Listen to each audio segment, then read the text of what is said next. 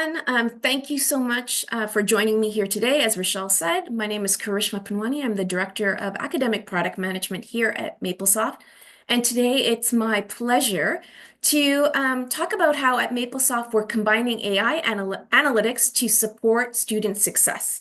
I'm also going to share some of the early results that we are seeing from kind of the student success platform and what we're doing.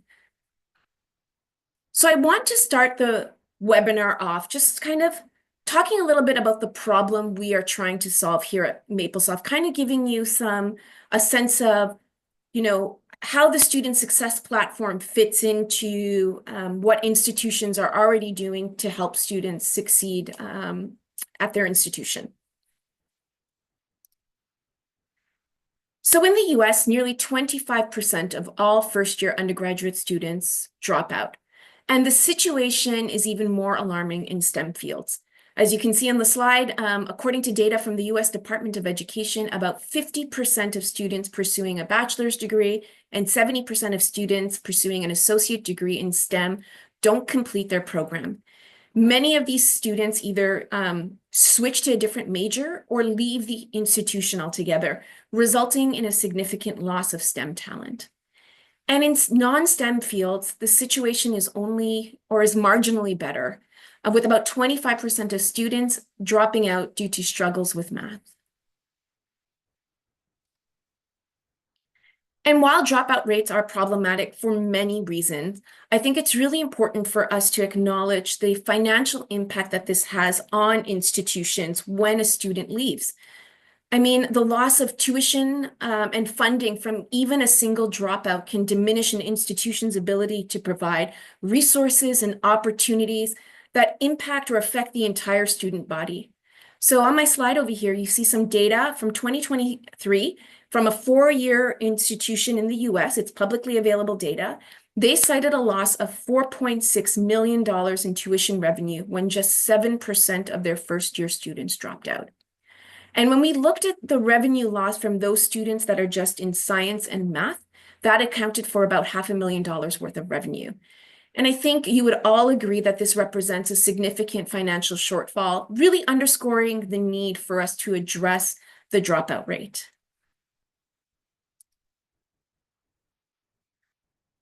And so while I've just shown you how dropout rates impact institutions financially, it was really important for us at Maplesoft when developing a solution to ensure that it took into consideration some of the underlying factors contributing to these statistics.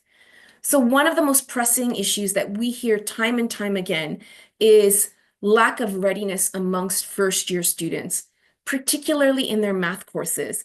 And we're hearing this from instructors and students themselves. They go in the first year, they're excited, they're enthusiastic, whether, again, they're pursuing a non-STEM degree or a STEM degree, and they quickly realize that they're behind, that they don't have the skills that they need to succeed in the course. And in some of those non-STEM fields, there is a gateway math course that they need to pass, that they need to succeed in order to move forward.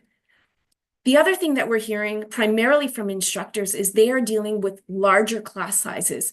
And again, students are coming in with all different levels of preparedness, making it very challenging, very difficult for instructors to give personalized help that's needed. They just can't do it. And also there's just too much that they need to cover in the curriculum itself. Now, institutions, kudos to them, they have all types of support services in place. There's office hours, there's learning centers, there's TAs, but a lot of students are not taking advantage of these resources. And so when they fall behind, students are more likely to drop out. And so I think in any solution that we put forward, and you'll see it, we really wanted to make sure that we were helping to close the readiness gap. We wanted to make sure that the students who were most at risk of dropping out were supported, not only for student success, but also to keep institutions on solid financial ground. So how does Maplesoft fit into all of this? Our idea, and you're going to see it shortly, is we want to provide students, all first-year students, with a platform that empowers them to take or to succeed in their math courses. So our approach meets students where they are. If they're studying at 2 a.m., they have access to help. If they have other commitments that are preventing them from maybe focusing or doing things, they have access to support and resources to help them. And this is as important as supporting the students, is making sure we don't add an additional burden to instructors. So this is a very student-centered solution that will help institutions retain students and protect their revenue. Now, quickly over here, I think most of you will know who we are. So we've been around for over 35 years. We've been developing products and services that are used by more than 8,000 educational institutions, research labs, and companies in over 90 countries. And really, our mission is to provide powerful technology to explore, derive, capture, solve, and disseminate mathematical problems and their applications, and to make math easier to learn, understand, and to use. So we just spent the first portion. I went through it quickly because I'm really excited about the solution, but I spent the first portion giving you a sense of the background. What is the problem that we're looking to help institutions combat? Now I want to walk you through the solution. Now on my screen over here, you're going to see the Student Success Platform. And again, it's a powerful tool that's designed to help students, primarily first-year students, those who are most at risk at dropping out, succeed in their math courses. And again, both non-STEM and STEM students. So let me walk you through how it works. Now, the Student Success Platform features a mobile app that students use to practice and study. It enables them to visualize problems, check their work, access steps at any time, whether that's at 2 a.m. in the morning or whenever it is they're finding time to study. Now, I often get this question: how is this any different from what they're already doing? And so I acknowledge, we know that students are using a variety of apps, some effective, some not, some are free, some are paid. And while I know many instructors wish things were different, I think the reality is that this trend is not going to go away. The benefit here with our platform is that instructors finally get insight into how students are interacting with these apps. They get a peek into the black box. And so it allows them to make decisions based on where students are struggling, to see where students are struggling, and then to take action before it's too late. Now, something else to note here, and we'll get into it in more detail, all of the data that is captured through the mobile app, it's captured at aggregate. So students can feel really confident to use the app, knowing that no personally identifiable information about them or their usage is being tracked. I see this as a win-win for everyone. And I want to make it clear at this point, we were very intentional about doing this in a mobile app because students are telling us that this is how they're studying, this is what they're doing, and they will continue to do it. So instead of trying to force them to change, force them to study in a different way, we wanted to embrace what they were doing. So earlier I talked about, these insights. So where do the insights come from? And they come from something that you see on the screen over here. This is something new. It's called the Analysis Hub, and it combines artificial intelligence with the expertise of a dedicated education platform expert. I like to call them a human in the loop. And these two entities together analyze the data, the majority of the data coming out of the Maple Calculator app. They analyze this and they correlate this information with any course-specific information that is coming out of the LMS, such as a course calendar, the syllabus, the course outline, along with any instructor feedback if it's given. Now over here, I said that the LMS data and the instructor feedback, it's optional, right? If an institution wants, they can easily send us all of the course outline and syllabus information. They can put it in a Dropbox. And for instructors, we know instructors are busy. Some just won't have the time to be as engaged with this platform, and that's fine. So the Analysis Hub will make use of any information that comes through here. but mostly leveraging the information and the data that is coming from the Maple Calculator app. Now, if instructors want, they also receive feedback on student performance through the Analysis Hub. And as I mentioned before, it gives them the opportunities to course correct. TAs can have access to this information. So that's something that's really unique here. Now, what the Analysis Hub does with all of this information, and this is my favorite part, it will then identify where students are struggling and provide resources to help them overcome these challenges. And, you know, the internet is full of resources. What I love about this is that the resources are specifically tailored to address where they're struggling. So if they're struggling on a particular practice problem that you're working on in class, or that they see in, you know, a piece of practice that you've given to them, or whether it's, you know, there's a fundamental misunderstanding about a concept, it is these resources that will be presented to the students. And the resources, as you'll see momentarily, they look very different. They can be explorations, they can be practice problems, they can be interactive tutorials.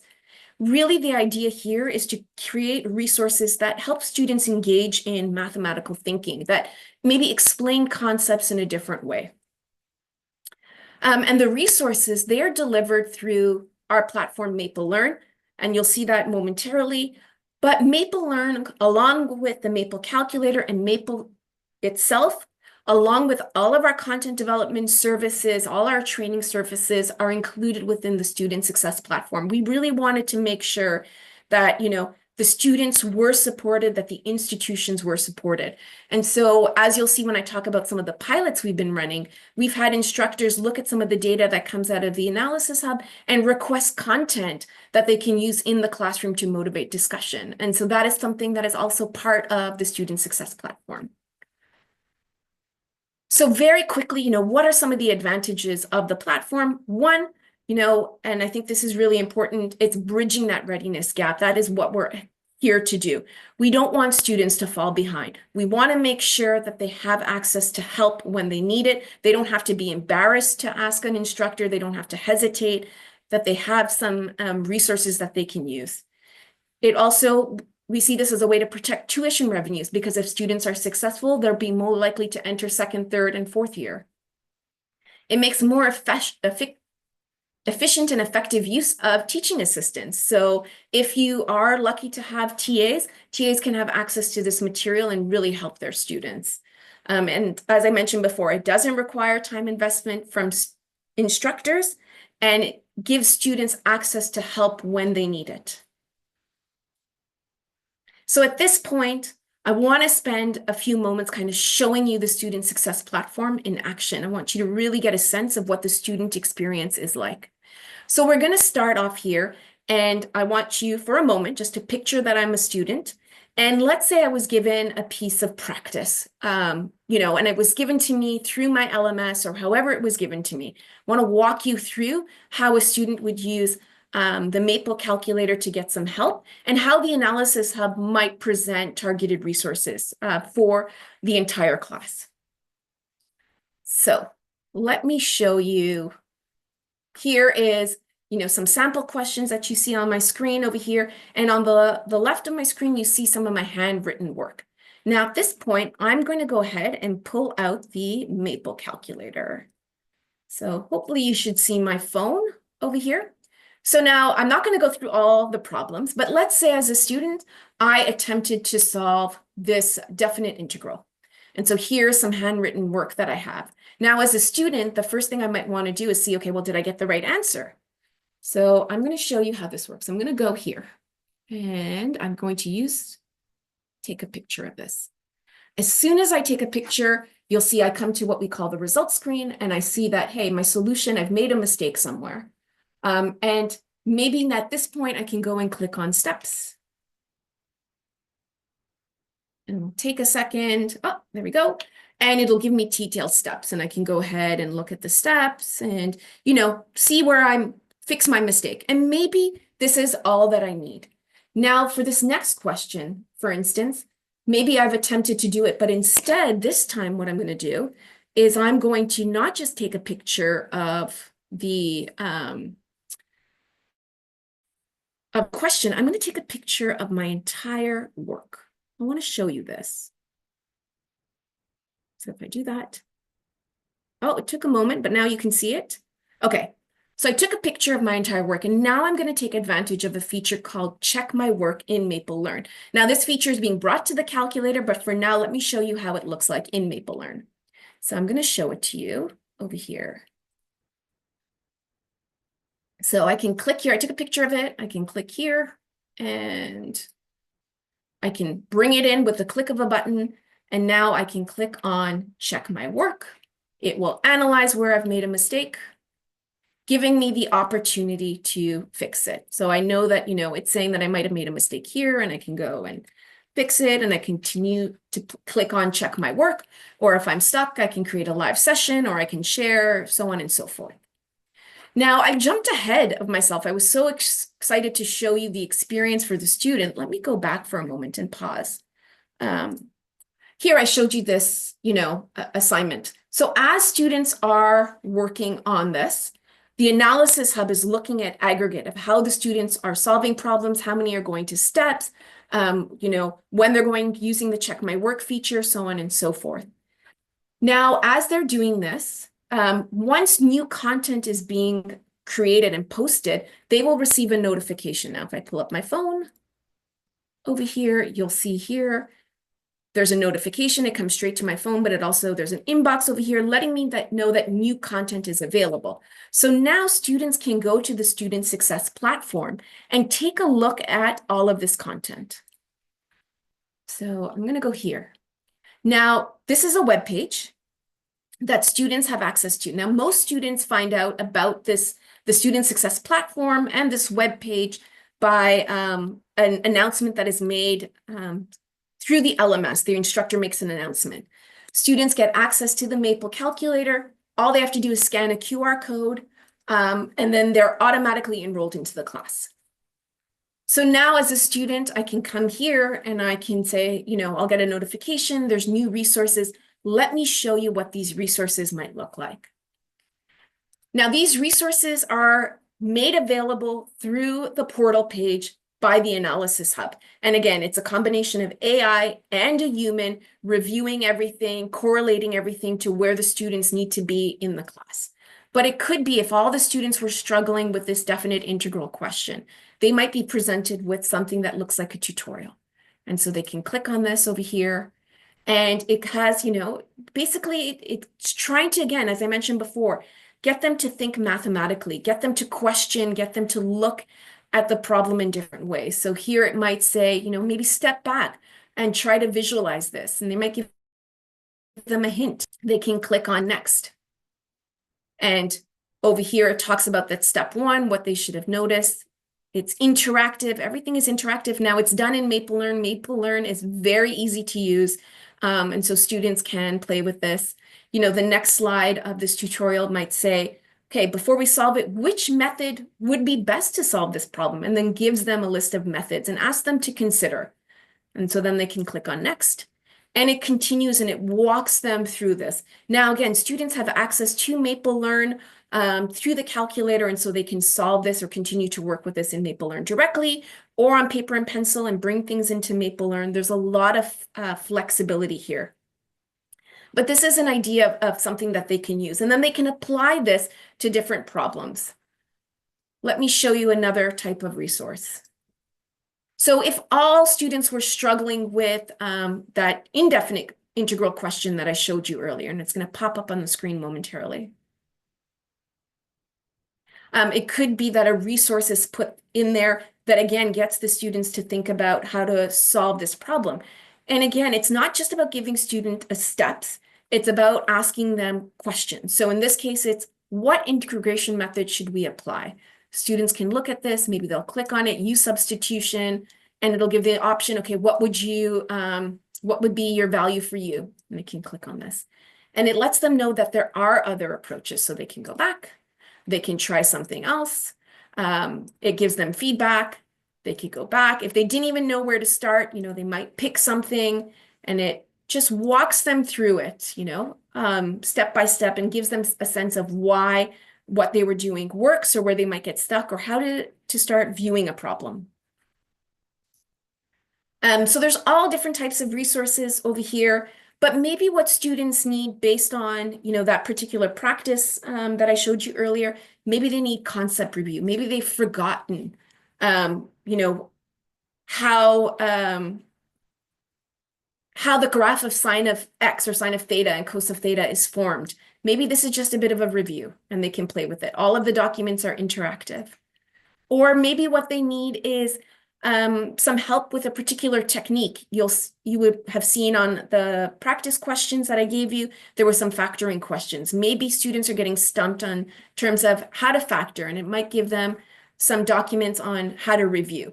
Now, we don't want to put too many documents in here. We don't want to overwhelm. We're really looking at that aggregate data and trying to be very intentional about what information we present to the students. So again, here's something. It has a list of other things that they can go to. Maybe they need additional practice and they can look at this.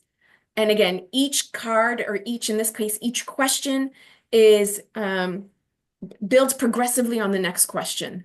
So I can click next and you'll see this. They can flip the card. They can see the full solution. So this is just some of the examples or some of the content, the resources that a student might get. Okay. Now let me quickly show you what the instructor experience is like. So I'll go back to my PowerPoint. So the instructors, and those, again, it's optional, but if they want it, they can get information in terms of what percentage of students are using the app for practice. How are they accessing the materials? How much time are they spending on each question? What percentage are using step-by-steps? How are they understanding or approaching different word problems? All of this is captured and provided to the instructor if they're interested, if they want to see this information, and if they want to see this data. So now I want to talk about our experience and some of our lessons learned. So we have had a number of pilots that we've been running, and I wanted to spend the remaining of the time to really talk to you about some of the lessons learned from these pilots. So here today, I want to talk about one pilot in particular that we ran the fall of 2024 for the University of California, Merced. And it was a pilot that was conducted in a single section of a pre-calculus course, and there were 90 students in this course. All of these students were entering into a STEM program. Instruction was 3 hours per week, as you can see on the slide over here. Now, the instructor who was leading this pilot, who was working with us, was deeply invested in student success and felt that the existing software and homework platform weren't meeting her needs. And so she was really eager to try something new. She wanted to find, see if there was a better way to engage her students and support her students. Now, this was experimental for her, so she was going to use the student success platform as well as a new homework platform. And the idea was she wanted to use the student success platform to give the students tools and ways to practice outside a classroom. She wanted to use the student success platform as well, and it's particular to enable discussions or facilitate discussions through MapleLearn, through documents that were created. And then there would be the homework platform. It was something that was new, that was being developed in-house to assess students. And what you wanted to do is, again, it was one section and we wanted to compare it to the other sections of this pre-calculus course. So some of the challenges that we encountered, and this pilot, we learned a lot. It was a great experience, but we did encounter some challenges. So I want to share this with you and talk about them. You'll see some of the lessons we learned. Now, one of the first challenges off the bat was the course had already started. It was a few weeks into the course when the instructor discovered the student success platform. And as a result, we were a little bit late in terms of introducing the student success platform to students. Then there was, and part of this delay stemmed from some approval issues that the instructor wasn't aware of. And so there was an approval process that we had to get into place. Once that was in place, we could then go ahead and, let the students know about the Student Success Platform. Unfortunately, the homework platform, which they were going to use, didn't get the necessary approval in time.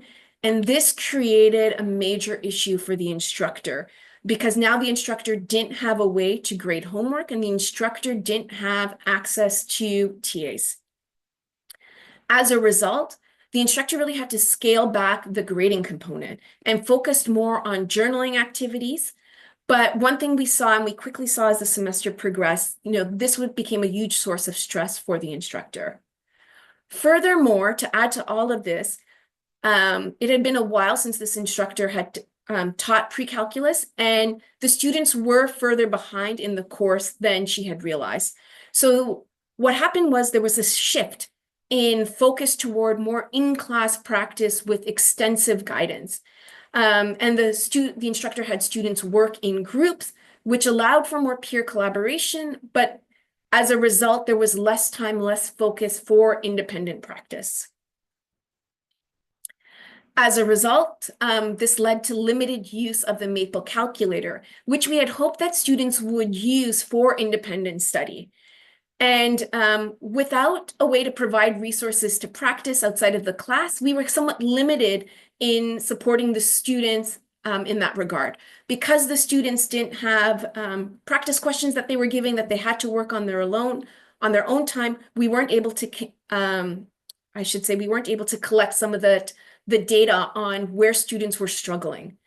That said, one positive that came out of this was that the instructor was able to pinpoint exactly where students were struggling. So even though we didn't get that information from the Maple calculator, we were able to get it from the instructor. This allowed us to put material onto the portal to really help the students. And so we were able to create, again, those same practice type documents that you saw, those tutorial walkthroughs. We were able to create concept reviews. We were able to do all of that because the instructor was working with us and supporting us. So while we weren't getting the data from the calculator, we were getting it from other sources. So let me now walk you through some of the lessons learned. So I think one of the lessons learned, it was the delayed rollout, really had an impact on the student's impression, or let me rephrase it. It was, there was the delayed rollout of the SSP system reduced its initial impact for the students. Because it was late, students missed the chance to really engage with some of the features, such as Check My Work. When they did discover Check My Work, they loved it. And we did surveys to gauge how students liked the tools. And it was great. They found it extremely useful and helpful. And I just wish we would have been able to get that feature into students' hands more quickly. Now, a bigger challenge was the lack of graded practice. So without a grading component, students were less motivated to engage with any practice material that the instructor was giving them. And this not only impacted their learning outcomes, but also the availability, as I mentioned before, of the analytics that would have helped us and the instructor understand where students were struggling and helped us really provide targeted support resources. So without that, they weren't really practicing in the way that we had anticipated, the way that even the instructor had anticipated. Also, because the students were behind, the instructor, in an effort to be supportive, ended up falling into the trap of hand-holding, which, while well-intentioned, meant students weren't taking full responsibility of their learning. And this was especially evident because students were behind, and so they weren't doing those extra practice. That said, students were engaging with all of the Maple Learn resources. As I mentioned before, the instructor's idea was to have students use the Student Success Platform not only for practice, but wanted to use it to help motivate discussions in class.